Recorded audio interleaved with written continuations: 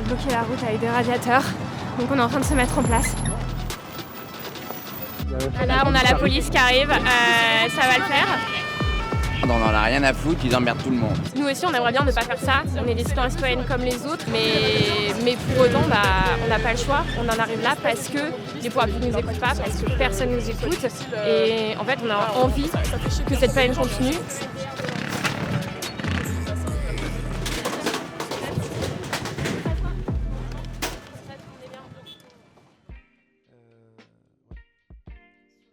Je m'appelle Sacha, j'ai 23 ans et je suis citoyenne engagée avec Dernière Rénovation. Aujourd'hui, j'ai participé à une journée de formation avec Dernière Rénovation qui nous expliquait un peu les bases de la résistance civile. Venez, on va faire le pas mort. Qui nous expliquait c'est quoi la non-violence, pourquoi on le fait, et puis un peu des mises en pratique, un peu de mise en situation d'action.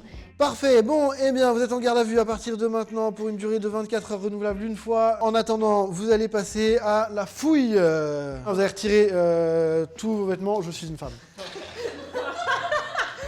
Retirez vos vêtements un par un jusqu'à la dernière couche, s'il vous plaît.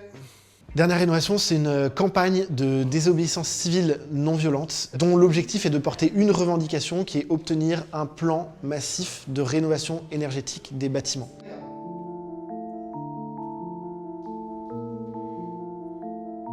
J'ai vécu dans une passoire énergétique dans mon premier appart étudiant. Pour faire simple, on avait des énormes chauffages, c'était au gaz. Au quotidien, c'était juste me lever, couper le chauffage, partir de chez moi, couper le chauffage. Les douches, c'était des chronomètres tout le temps pour pas payer trop cher. Sa vaisselle que à l'eau froide. Enfin, je faisais super attention.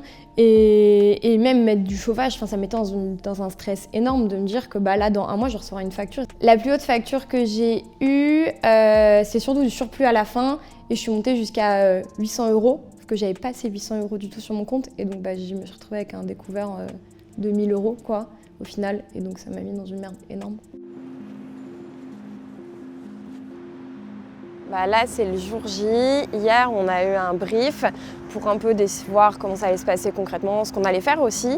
Et puis là, on a un brief dans une trentaine de minutes pour en décider des derniers trucs de dernière minute, quoi. Et puis après, on va y aller. Je pense que j'appréhende un peu parce que j'ai vraiment envie que ça marche, j'ai vraiment envie qu'on nous voit, j'ai vraiment envie que ça interpelle tous les gens qu'on peut interpeller, vraiment. Mais j'ai quand même hâte parce que c'est important ce qu'on fait.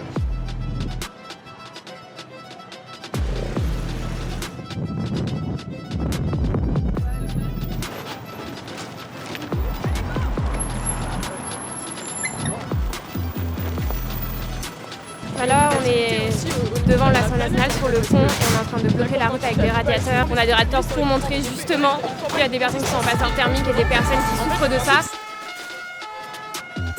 On n'en a rien à foutre, ils emmerdent tout le monde. Voilà, qu'est-ce que vous voulez que je vous dise? Bon, voilà, c'est trop facile de faire ça, hein. Mais la cause, on s'en fout, on vit tous sous le même truc, qu'est-ce que vous voulez qu'on y fasse? Rien. Et là, on peut pas bosser une fois de plus, s'en fout, ils sont payés à la fin du mois. Pour les personnes qui ne comprennent pas, juste que nous aussi on aimerait bien ne pas faire ça et on aimerait ne pas être là à bloquer des routes, c'est pas agréable du tout. Mais pour autant, on n'a pas le choix, on en arrive là parce que les pouvoirs publics ne nous écoutent pas, parce que personne ne nous écoute. On aime cette planète autant que ces personnes-là et on a envie de se battre pour elles et on continuera à le faire parce que c'est nécessaire. Et nous, ce que je leur dirais, c'est de comprendre, de se renseigner et si elles veulent discuter, on est là pour discuter aussi.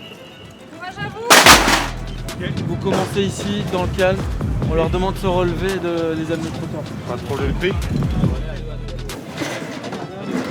Vous faites mal. Ah non, je vous aide.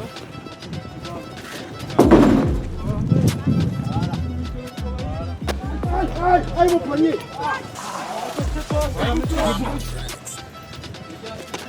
Ils vont être emmenés dans un commissariat, on ne sait pas encore lequel, et ils vont être placés en garde à vue par un officier de police judiciaire.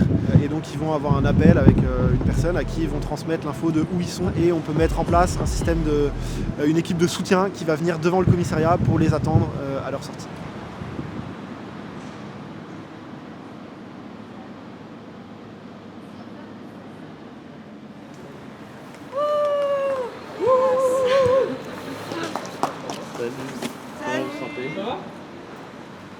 Il y en a qui sont déférés. Remuer. On a dormi à 9 avec 5 matelas. À 9 avec 5 matelas? Ouais, c'était un peu tendax, mais vas-y, on a fait. Et le kit d'hygiène, ils vont en film ou pas? Non. Ok, et leur motif c'était? Non. Non, comme ça, non. Okay. Le motif c'était non. La garde à vue, ça a été. Nos droits ont été à peu près respectés, donc ça va, un peu fatigué. C'est la nuit la plus longue parce que les lumières restent allumées et donc t'as pas de conscience de quelle heure il est. Quand tu réveilles, tu sais pas s'il est minuit, s'il est 3h, s'il est 7h, donc voilà. Là, on sort avec une convocation devant le procureur et donc potentiellement pouvoir pour une alternative aux poursuites et après ou une ordonnance pénale et si on refuse, procès. Moi, la suite, c'est pas d'arrêter. Ouais, continuer, se reposer un petit peu quand même. Après, c'est 24 heures. Attendre les gens qui vont sortir tout à l'heure du déferment. Et puis, retourner en action dès que je peux.